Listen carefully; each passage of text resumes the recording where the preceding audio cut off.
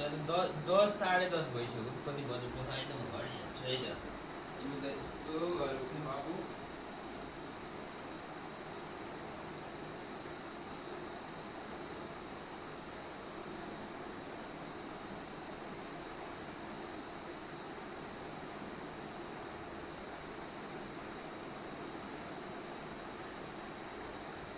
हेर त 10 बजिसक्यो 10 बजेर 30 मिनट गयो 10:30 भयो अब त नुनु गर्न पर्छ के भोलि उठेर गर्ने तिम्रो टिचरले केही भन्नुहुन्न के है केही भन्नुहुन्न म हजुर मेरो कुरा सुन त तिमीलाई यस्तो सुनाएँ मेरो कुरा सुनाएँ अहिले हामी नुनु गरौँ होइन बाउ छोरा नुनु गर्ने बिहान उठेर म तिमीलाई उठाएर म होमवर्क गराउँछु है लेख्नै पर्छ यहाँ त मैले एउटा आपा गर्छु खुरा आउँछ यहाँ त आपा गर्छु भनेर त मेरो छोरालाई कति जाति छ मेरो छोरालाई आउँछ है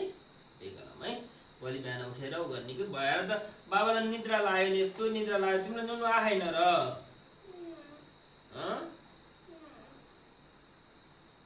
भोलि बिहान उठेर होमवर्क गर्ने नि त म भोलि बिहान उठेर गराउँछु तिमीलाई नुनु गराएर आऊ अहिले भयो छोड त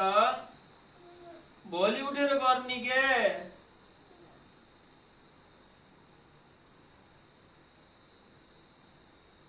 भयो गरे तिमी यस्तो भोलि उठेर गर्ने भनेपछि भएन र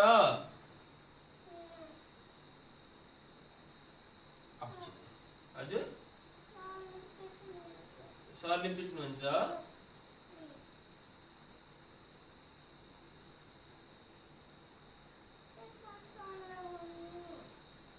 सर त नुनु गरिसक्नु भयो त्यो सबै नुनु गरिसकेको दिदी पनि नुनु गरिन् मम्मी पनि नुनु गरिन् अब मलाई पनि नुनु आयो यसरी भोलि उठेर म गराउँछु त भनेछु नि तिमीलाई भोलि उठेर म होमवर्क गराउँछु क्या होइन पेट नमाना दैन होइन अब छिटो छिटो छिटो छिटो छिटो फेरि आऊ भनेर छिटो छिटो